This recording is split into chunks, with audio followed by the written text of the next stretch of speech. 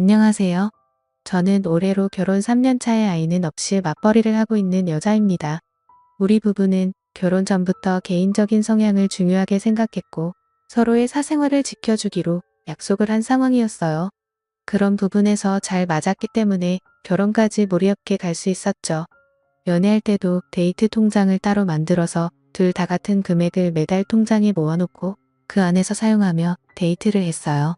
결혼할 때도 그런 성향이 이어졌고 양가 부모님께 손 벌리는 게 싫어서 남편과 제가 5천씩 모아서 1억 만들고 그 돈으로 전세 껴서 집도 얻고 혼수까지 다 맞추고 결혼했습니다. 맞벌이를 계속했기 때문에 생활비로 남편과 제가 200만 원씩 통장에 모아서 그 돈으로 대출금 갚고 한 달 생활하고 남은 돈은 부부 공동 비상금으로 모아뒀어요. 200만 원을 제외한 나머지 돈에 대해서는 전혀 터치하지 않기로 합의했습니다. 집도 각자 챙기고 효도는 스스로 하는 걸로요. 어른들은 저희처럼 정확하게 반반 나누는 결혼이 이해가 안 간다고 하시는 분들이 많은데 어떤 면으로는 굉장히 편하게 살 수 있더라고요. 쓸데없이 싸울 일도 없고 감정 소비도 줄어들어요. 서로 배우자 간에 크게 바라는 것도 없고 상처받을 일도 없습니다. 그래도 뭔가 둘 사이가 안 맞는구나 싶으면 나중에 갈라서기도 쉽다는 장점이에요. 아이가 생기면 뭔가 달라지겠지만 남편과 저는 결혼 전부터 아이 가질 생각을 안 했기 때문에 이렇게 사는 것도 나쁠 건 없다고 생각했어요. 결혼식을 몇 주 남겨두고 저희 친정엄마가 암에 걸린 걸 알게 되었어요. 이전부터 위암으로 투병 생활을 하셨는데 이번에는 간으로 전이가 되었더라고요. 결혼식까지 시간이 얼마 남지 않아서 미뤄야 하는 건가 고민을 하고 있었는데 엄마가 결혼식은 예정대로 하라고 말씀하셔서 식은 그대로 진행하기로 했어요. 저희 엄마도 제 결혼식까지는 치르시고 일주일 뒤에 수술을 하기로 했습니다. 그러다 보니 신혼여행은 못 갔어요. 제게는 신혼여행보다 엄마의 수술이 더 중요했고 회사의 신혼여행으로 일주일 휴가 낸 걸로 엄마 병간호를 해야 제 마음이 더 편할 것 같았습니다. 그 점은 남편에게는 아직도 미안하게 생각하고 있어요. 하지만 제게는 엄마가 가장 중요한 문제니까 어쩔 수 없었죠. 엄마의 수술 이후로도 저는 여유 있을 때마다 병원과 집을 오가며 엄마의 병간호를 열심히 했어요. 큰오빠와 결혼한 새언니 그리고 친언니와 셋이서 번갈아 가며 엄마 간호를 했습니다.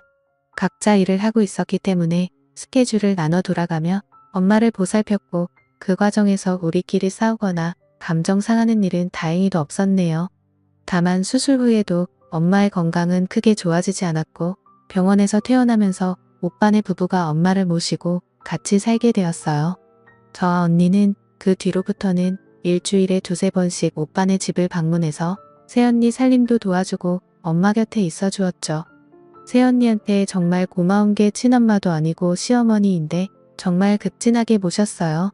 저희가 집에 와 있을 때도 뭐 도와줄 거 없다고 그냥 쉬라고 하고 새언니가 음식이며 이것저것을 다 챙겨주더라고요. 새언니가 친정 부모님 두 분이 모두 안 계셔서 저희 엄마를 친엄마처럼 좋아해주고 딸인 저보다 더 엄마에게 헌신해줘서 항상 고맙고 미안한 마음이 컸습니다.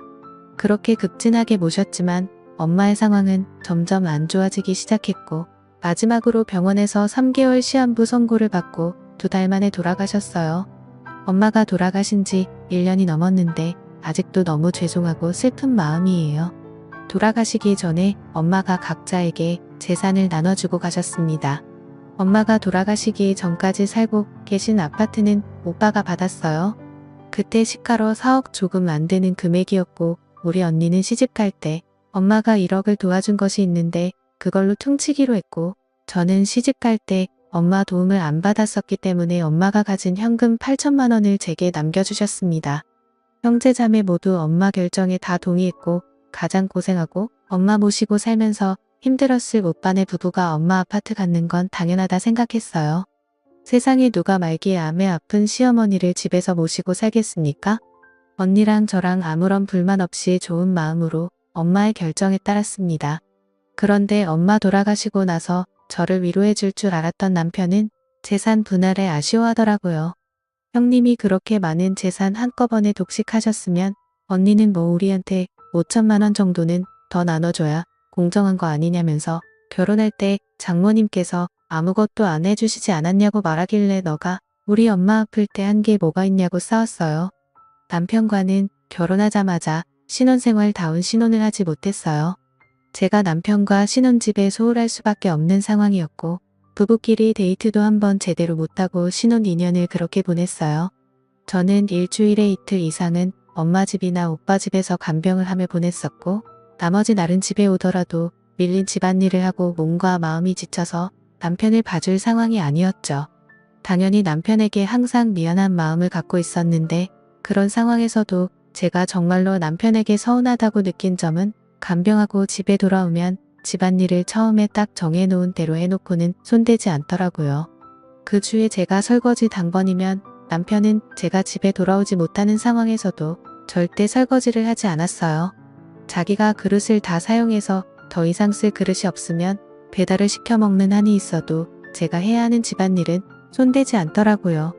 빨래건, 청소건 모두 마찬가지였습니다.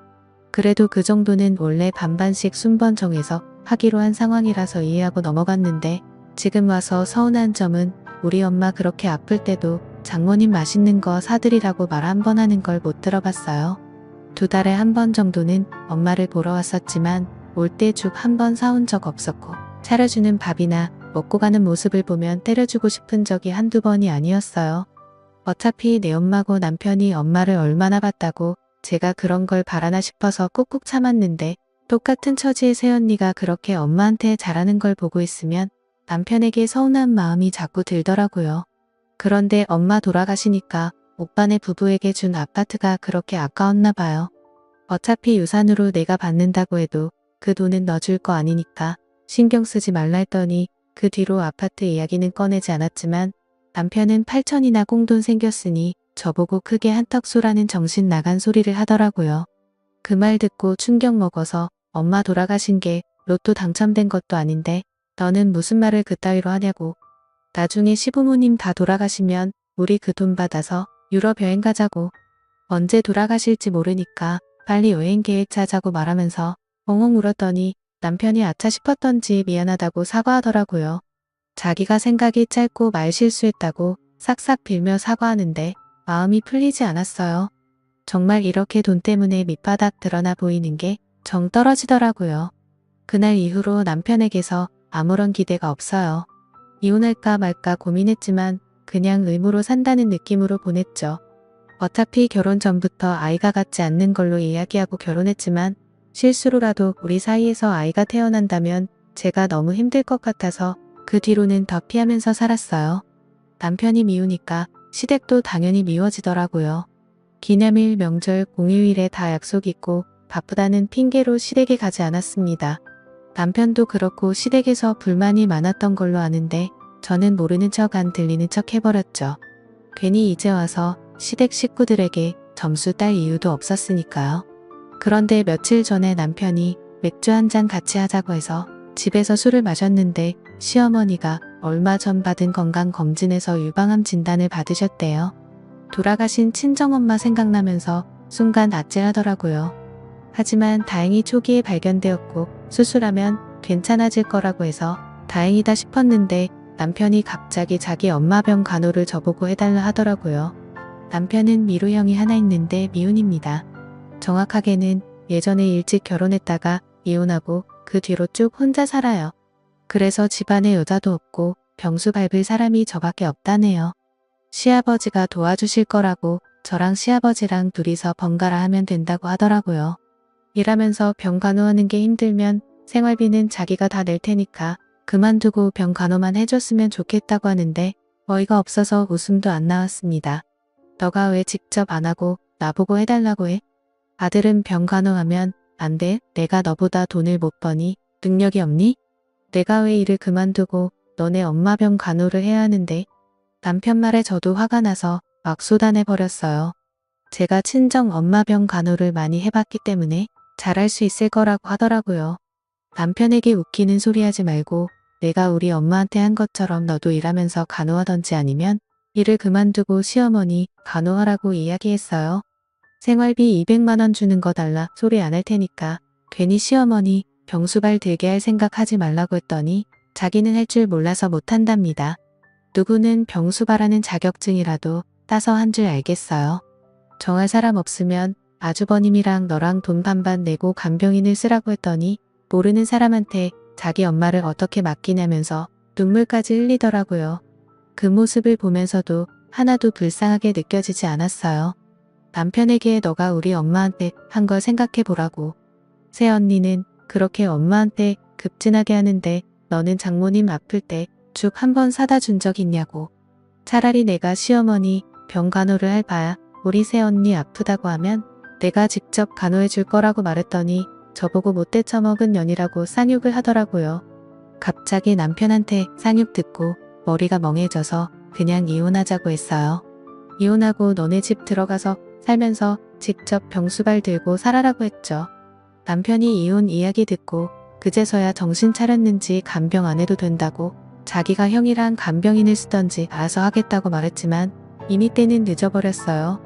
예전부터 남편에게 서운하고 우리 엄마 돌아가셨을 때 했던 일들이 다 생각나서 뻔뻔하고 자기 생각만 하는 남편이랑 더 이상 못 살겠다 싶었습니다. 아무리 신경 안 쓰고 산다 해도 시어머니 아픈데 한 번도 안 찾아가 볼 수도 없고 간병을 제가 하고 싶은 생각은 절대 없지만 안 하자니 신경 쓰일 게 뻔하잖아요. 남편과 정말 안 맞는데 이쯤에서 이혼하고 각자 사는 게 맞겠다는 생각이었습니다.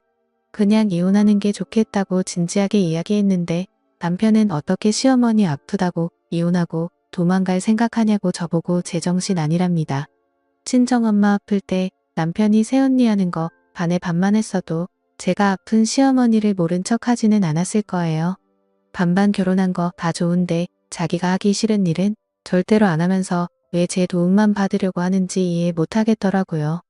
어차피 참고 살아봐야 남편이 앞으로 저를 더 원망할 것 같아서 그냥 서로 감정 더 나빠지기 전에 이혼하자고 했습니다. 아이도 없고 복잡하게 나눠야 할 재산도 없으니 지금 그만하는 게 맞다 싶었어요. 남편은 당장 이혼할 수 없다고 시간을 좀 갖고 생각해보자면서 지금은 짐 싸들고 시댁으로 들어가 있는 상황이에요. 저는 시간이 아무리 지나도 지금 생각은 변함없을 것 같아요. 남편이 뭐라고 하던 이혼하고 혼자 살 겁니다. 반반 결혼하면 간섭하지 않고 부딪히는 일 없이 편하게 살 줄 알았어요. 하지만 이기적인 남편을 보면서 이게 맞나 싶더라고요. 이렇게 살 바에는 그냥 혼자 살면서 각자 가족 챙기며 사는 게 좋을 것 같습니다. 오늘의 이야기는 여기까지입니다. 구독과 좋아요 알림 설정 부탁드려요. 다들 행복하시고 좋은 하루 되세요.